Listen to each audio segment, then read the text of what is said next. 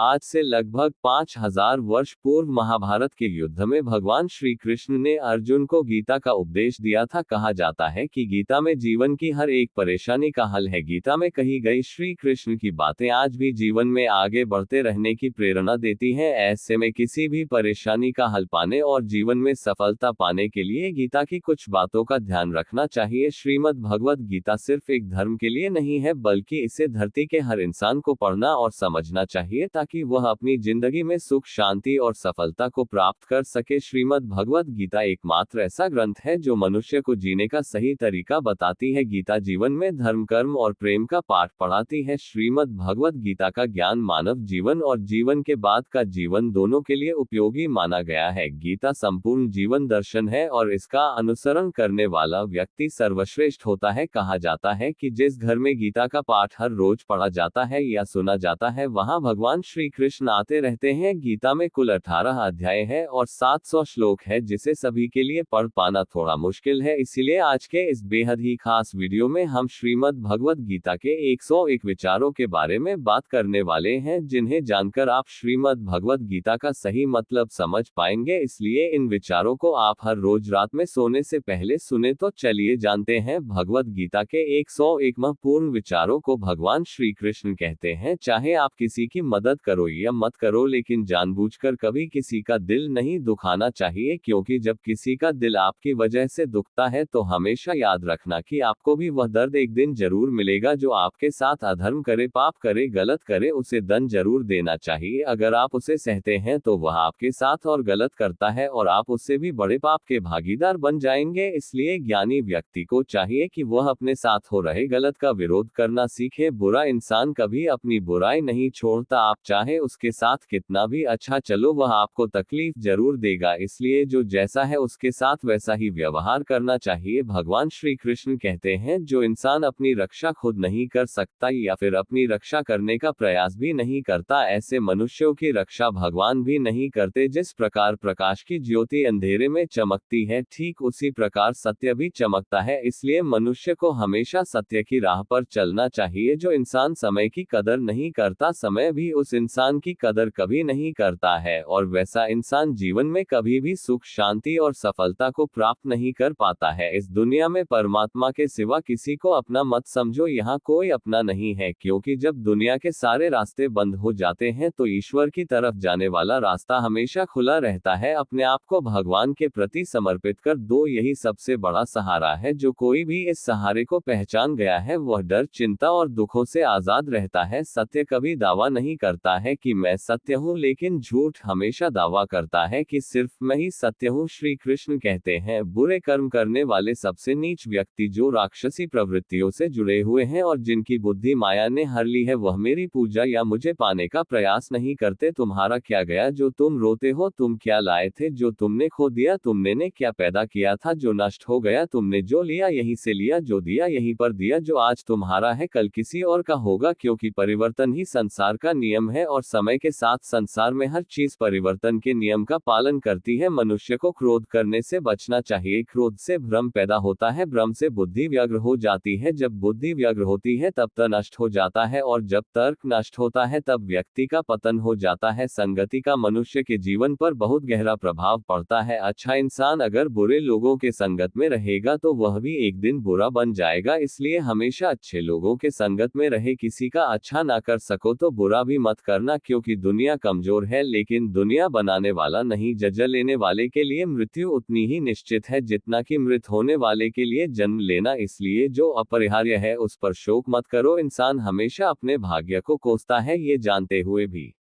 कि भाग्य से भी ऊंचा उसका कर्म है जो उसके स्वयं के हाथों में है। इस संपूर्ण संसार में कोई भी व्यक्ति महान नहीं जन्मा होता है, बल्कि उसके कर्म उसे महान बनाते हैं। गीत में कहा गया है, कोई भी अपने कर्म से भाग नहीं सकता, कर्म का फल मनुष्य को भुगतना ही पड़ता है। सदैव संदेह करने वाले व्यक्ति के लिए प्रसन्नता ना इस लोक में है ना ही परलोक में, इसलिए संदेह करने से बचे। किसी भी व्यक्ति को ना तो समय से पहले और ना ही भाग्य से अधिक कुछ मिलता है, लेकिन उसे पाने के लिए सदैव प्रयत्नशील रहना चाहिए। मनुष्य अपने हृदय से जो दान कर सकता है वह अपने हाथों से नहीं कर सकता, और मौन रहकर जो कुछ वह कह सकता है वह शब्दों से नहीं कह सकता। मन पर नियंत्रण रखना जरूरी है। मनुष्य का मन वायु की तरह चंचल है। यह मन ही है जो मनुष्य को काम वासनाओं की तरफ भटका रहता है। अगर जीवन को सफल बनाना है तो मन पर काबू करना बहुत जरूरी है। मन को वश में करने से दिमाग की शक्ति केंद्रित होती है, जिससे कार्यों में सफलता मिलने लगती है। गीता के अनुसार जिस व्यक्ति ने अपने मन पर काबू पा लिया वह मन में पैदा होने वाली बेकार की चिंताओं और इच्छाओं से भी दूर रहता है। साथ ही व्यक्ति अपने लक्ष्य को भी आसानी से प्राप्त कर लेता है। अगर मन को वश में नहीं करोगे तो वह तुम्हारा सबसे बड़ा शत्रु बन जाएगा। ना तो ये शरीर तुम्हारा है और ना ही तुम इस शरीर के मालिक हो। ये शरीर पंच तत्वों से बना है, आग, जल, वायु, पृथ्वी और आकाश। एक दिन ये शरीर इन्हीं पंच तत्वों में विलीन हो जाएगा। जिंदगी में हम कितने सही हैं और कितने गलत हैं ये केवल दो लोग जानते हैं, एक परमात्मा और दूसरी हमारी अंतरात्मा। कभी भी किसी भी चीज की अति नहीं करनी चाहिए। कोई भी चीज हद से ज्यादा मत करना। किसी से प्रेम या नफरत भी हद से ज्यादा मत करना, क्योंकि किसी भी चीज की अति आपको ही नुकसान पहुंचाएगी। इसलिए जीवन को संतुलन के साथ जीना चाहिए। सही कर्म वह नहीं है जिसके परिणाम हमेशा सही हो, अपितु सही कर्म वह है जिसका उद्देश्य कभी गलत ना हो। इस दुनिया में हारे हुए इंसान की तकलीफ में पड़े हुए इंसान की कोई मदद नहीं करता, और अगर कोई इंसान थोड़ा सा सफल हो जाए तो उससे कोई खुश नहीं होता। इसलिए अपना दुख किसी को बताओ मत और अपनी खुशी किसी के आगे जता मत। कर्म ही सबसे बड़ा धर्म है। भगवान श्री कृष्ण गीता में अर्जुन को उपदेश देते हुए कहते हैं, व्यक्ति कर्म करने के लिए ही पैदा हुआ है और बिना कर्म किए कोई रह नहीं सकता। मनुष्य को परिणाम की चिंता किए बिना अपने कर्तव्यों का पालन करना चाहिए। मनुष्य का आहार हमेशा सात्विक और संतुलित होना चाहिए। जिस इंसान को ये समझ नहीं है कि क्या खाना चाहिए, कितना खाना चाहिए, कहाँ खाना चाहिए और कैसे खाना चाहिए, वह परमात्मा को कभी नहीं पा सकता। सज्जन व्यक्तियों को सदैव अच्छा व्यवहार करना चाहिए, क्योंकि इन्हीं के पद चिन्हों पर सामान्य व्यक्ति अपने रास्ते चुनता है। तन की सुंदरता मन को आकर्षित करती है, जबकि स्वभाव की सुंदरता हृदय को आकर्षित करती है। इसीलिए मनुष्य का स्वभाव हमेशा निर्मल होना चाहिए। ज्यादा खुश होने पर और ज्यादा दुखी होने पर निर्णय नहीं लेना चाहिए, क्योंकि ये दोनों परिस्थितियां आपको सही निर्णय नहीं लेने देती हैं। जिस मनुष्य के अंदर ज्ञान की कमी और ईश्वर में श्रद्धा नहीं होती वह मनुष्य जीवन में कभी भी आनंद और सफलता को प्राप्त नहीं कर पाता है। जो व्यक्ति आध्यात्मिक जागरूकता के शिखर तक पहुंच चुके हैं उनका मार्ग है निस्वार्थ कर्म। जो भगवान के साथ संयोजित हो चुके हैं उनका मार्ग है स्थिरता और शांति। भगवान श्री कृष्ण कहते हैं, जब जब इस धरती पर पाप, अहंकार और अधर्म बढ़ेगा तो उसका विनाश कर पुनः धर्म की स्थापना करने हेतु मैं अवश्य अवतार लेता रहूंगा। मानव कल्याण ही भगवत गीता का प्रमुख उद्देश्य है। इसलिए मनुष्य को अपने कर्तव्यों का पालन करते समय मानव कल्याण को प्राथमिकता देना चाहिए। चुप रहने से बड़ा कोई जवाब नहीं है और माफ कर देने से बड़ी कोई सजा नहीं है। जिस मनुष्य के पास सब्र की ताकत है उस मनुष्य की ताकत का कोई मुकाबला नहीं कर सकता। हमारी व्यर्थ की चिंता और मन का भय एक ऐसा रोग होता है जिससे हमारी आत्मीय शक्ति बिखर जाती है। मनुष्य को जीवन की चुनौती से भागना नहीं चाहिए और न ही भाग्य और ईश्वर की इच्छा जैसे बहानों का प्रयोग करना चाहिए। अपना काम बनाने के लिए लोग आपकी तारीफ करेंगे, आपसे रिश्ता बनाने की कोशिश करेंगे, लेकिन उनके व्यवहार को सच मानकर अगर आप फंस जाएंगे तो आगे चलकर आपको ही नुकसान होगा। भगवान श्री कृष्ण कहते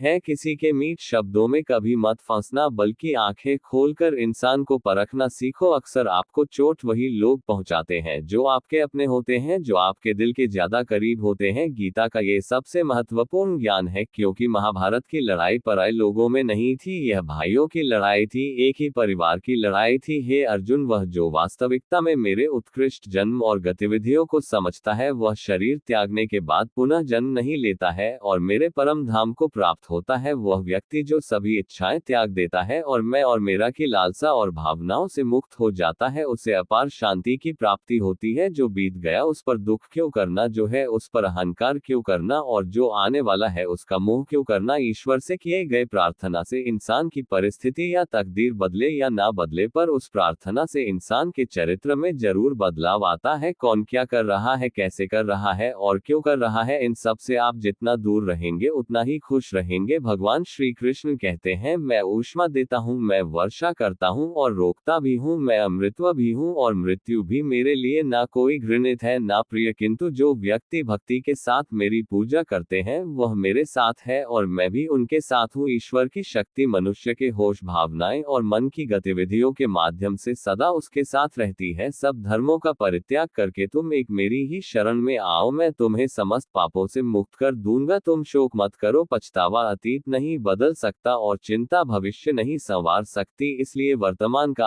आनंद लेना ही जीवन का सच्चा सुख है। श्री कृष्ण कहते हैं, जो तुम्हारा साथ देता है तुम उसका साथ दो, जो तुम्हें धोखा देता है तुम उसे त्याग दो। जिस जगह आपका सम्मान नहीं हो वहां पर कभी जाना नहीं चाहिए, वरना लोग आपको कमजोर और बेवकूफ समझेंगे। जहां बारिश न हो वहां फसल खराब हो जाती है और जहां संस्कार न हो वहां नस्ल भी खराब हो जाती है। जो लोग ये कहते हैं मेरे पास वक्त नहीं है, असल में उनके खास रिश्तों की गिनती में आपका नाम ही नहीं है। बात इतनी मधुर रखो कि कभी वापस भी लेनी पड़े तो आपको कड़वी ना लगे। खुद में थोड़ा स्वाभिमान होना जरूरी है, वरना लोग आपको वहां भी दबाने की कोशिश करेंगे जहां आपका अधिकार है। जब तक तुम अपने आप से नहीं हार जाओ तब तक दुनिया की कोई ताकत तुम्हें हरा नहीं सकती है। जीवन में कभी वह मत करो जो लोग करते हैं, हमेशा वही करो जो तुम्हारे लिए सही है। मनुष्य जिस रूप में ईश्वर को याद करता है ईश्वर भी उसे उसी रूप में दर्शन देते हैं। जो चीजें हमारे दायरे से बाहर हो उसमें समय गंवाना मूर्खता ही होगी। इतिहास कहता है कि कल सुख था, विज्ञान कहता है कि कल सुख होगा, लेकिन धर्म कहता है अगर मन सच्चा और दिल अच्छा हो तो हर रोज सुख होगा। माफ करना और शांत रहना सीखिए, ऐसी ताकत बन जाओगे कि पहाड़ भी रास्ता देंगे। ईश्वर ने हमें जो कुछ भी दिया है वही हमारे लिए पर्याप्त है और यही एक अटल सत्य भी है। कमजोर तुम नहीं, तुम्हारा वक्त है और वक्त सबका बदलता है। तुम बस अपना कर्म करते जाओ। जिसने कभी संकट नहीं देखा उसे अपनी ताकत का कभी एहसास नहीं होगा। जो दूसरों की तकलीफों को समझते हैं, जिनमें दया है, जो दिल से अच्छे हैं, उन्हें दोबारा जन्म नहीं लेना पड़ता है। किसी को कुछ देकर घमंड मत कर, क्या पता तू दे रहा है या पिछले जन्म का कर्ज चुका रहा है। घमंडी मनुष्य का वंश, वैभव और प्रतिष्ठा तीनों ही चले जाते हैं। विश्वास ना हो तो रावण, कौरव और कंस को देख लो। किसी पर विश्वास करना हो तो उनकी बातों पर नहीं उनकी हरकतों पर ध्यान दो। गुस्से के वक्त थोड़ा रुक जाने से और गलती के वक्त थोड़ा झुक जाने से जिंदगी और भी आसान हो जाती है। भगवान श्री कृष्ण कहते हैं, जो मनुष्य मुझे जान लेता है वह जन्म मरण के बंधनों से मुक्त हो जाता है। केवल ज्ञान ही एक ऐसा अक्षय तत्व है जो कहीं भी किसी भी अवस्था में और किसी भी काल में मनुष्य का साथ नहीं छोड़ता। धरती पर जिस प्रकार मौसम में बदलाव आता है उसी प्रकार जीवन में भी सुख दुख आता जाता रहता है। युद्ध हो या जीवन, सफलता केवल 3 शस्त्रों से प्राप्त होती है, धर्म, धैर्य और साहस। कुछ पाना है तो खुद पर भरोसा कीजिए, क्योंकि सहारे कितने भी सच्चे और अय हो साथ छोड़ ही जाते हैं। मित्र गरीब है या अमीर मायने नहीं रखता, बल्कि वह आपके बुरे समय में आपका साथ कितना देता है यह मायने रखता है। धर्म चाहे जो भी हो अच्छे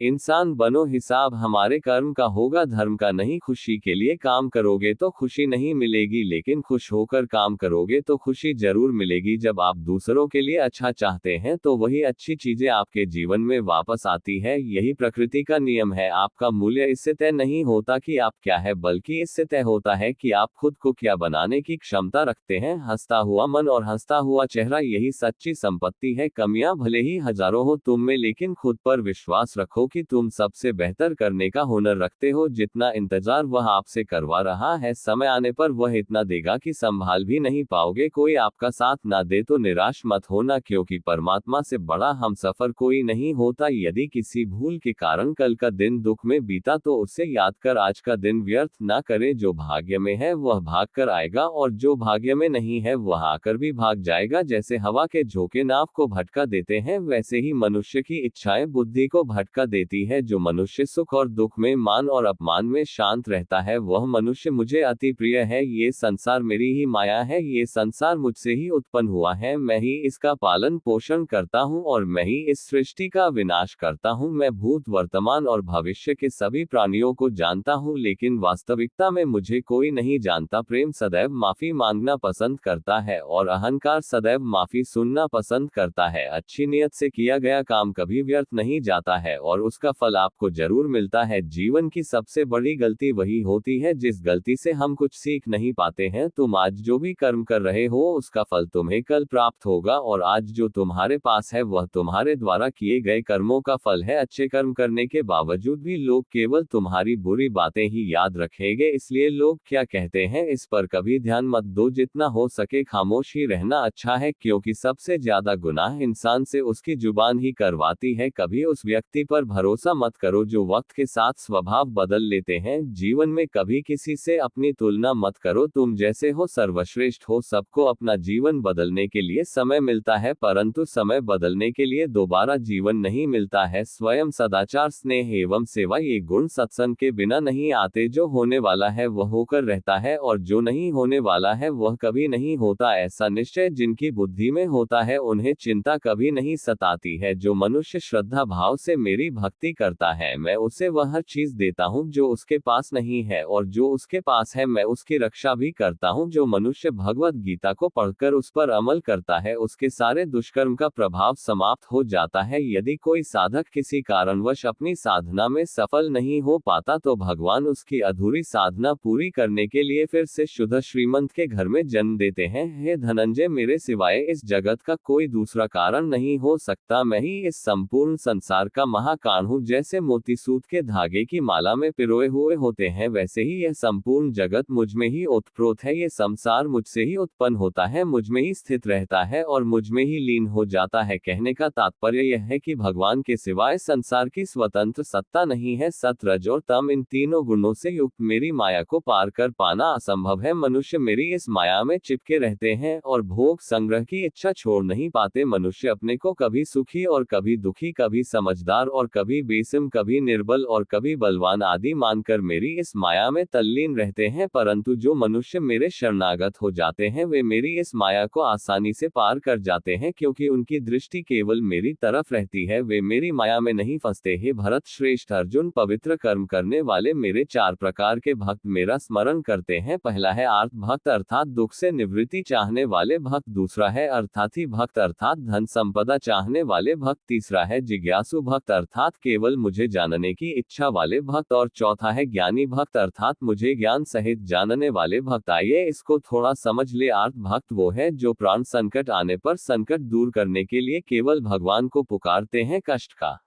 निवारण केवल भगवान से ही चाहते हैं, दूसरे किसी से नहीं। वे आर्त भक्त कहलाते हैं। आर्त भक्तों में द्रौपदी और गजेंद्र का दृष्टांत ठीक नहीं लगता है, क्योंकि इन दोनों ने अपनी रक्षा के लिए अन्य उपायों का भी सहारा लिया था। क्षीरहरण के समय जब तक द्रौपदी भीष्म पितामह और 5 पांडवों पर भरोसा करती रही तब तक वह रोती बिलखती और कष्ट पाती रही, परंतु जब सब सहारा छोड़कर अनन्य भाव से प्रभु को पुकारा तब प्रभु ने उसकी लाज बचाए। ऐसे ही गजेंद्र ने जब तक दूसरे हाथियों और हथेलियों का सहारा लिया, अपने बल का सहारा लिया, तब तक वह कई वर्षों तक ग्राह से लड़ता रहा और दुख पाता रहा। सब सहारा छूटने के बाद जब उसने ओम नमो भगवते कहकर हरि को पुकारा तब भगवान ने तुरंत आकर ग्राह का मुंह फाड़ दिया और गजेंद्र का उद्धार किया। आर्त भक्तों में अभिमन्यु की पत्नी उत्तरा का दृष्टांत सही लगता है, कारण कि जब उस पर आफत आए तब उसने भगवान श्री कृष्ण के सिवाय किसी दूसरे उपाय का सहारा नहीं लिया। उसने सीधे भगवान से निवेदन किया। उसने श्री भगवान से कहा कि हे जगतपति, ये दहक हुआ अश्वत्थामा का बाण मेरे गर्भ को नष्ट करने के लिए दौड़ा आ रहा है, मेरी रक्षा करें। तुरंत उत्तरा के गर्भ में प्रविष्ट होकर भगवान ने गर्भ की रक्षा की और परीक्षित को बचाया। अर्थाभक्त वो है जिनको अपनी सुख सुविधा के लिए धन संपत्ति प्राप्त करने की इच्छा हो जाती है, परंतु उसको वे केवल भगवान से ही चाहते हैं, दूसरों से नहीं। ऐसे भक्त अर्थार्थी भक्त कहलाते हैं। जिज्ञासु भक्त वह है जिसमें भगवान को जानने और भगवत भक्ति की जोरदार इच्छा हो जाती है। जिज्ञासु भक्त में उद्धव जी का नाम लिया जाता है। भगवान ने उद्धव जी को दिव्य ज्ञान का उपदेश दिया था जो उद्धव गीता के नाम से भी प्रसिद्ध है। श्रीमद् भगवत गीता में उच्च कोटि के भगवत प्रेमी को ज्ञानी भक्त माना गया है। उनके मन में किसी भी प्रकार की कोई इच्छा नहीं होती, वे केवल भगवान के प्रेम में ही मस्त रहते हैं। प्रेमी भक्तों में गोपियों का नाम प्रसिद्ध है। गोपियों ने अपने सुख का त्याग कर प्रियतम भगवान के सुख को ही अपना सुख माना था। ज्ञानी अर्थात प्रेमी भक्त भगवान से कुछ नहीं चाहता, इसलिए वह भगवान का सर्वश्रेष्ठ भक्त है। जो मनुष्य मुझसे परम प्रेम करके इस परम रहस्य युक्त गीता शास्त्र को मेरे भक्तों में कहेगा वह मुझको ही प्राप्त होगा, इसमें कोई संदेह नहीं है। उससे बढ़कर मेरा प्रिय कार्य करने वाला मनुष्यों में कोई भी नहीं है तथा पृथ्वी भर में उससे बढ़ मेरा प्रिय दूसरा कोई भविष्य में होगा भी नहीं। जो मनुष्य श्रद्धा युक्त दोषों से रहित होकर इस गीता शास्त्र का श्रवण भी करेगा वह भी सभी पापों से मुक्त होकर मेरे परम धाम को प्राप्त होगा। दोस्तों, अगर आपको हमारा यह वीडियो पसंद आया तो कमेंट में जय श्री राधे कृष्ण लिखें और ऐसे ही प्रेरणादायक वीडियो देखने के लिए हमारे चैनल को सब्सक्राइब कर ले। जय श्री राधे कृष्ण।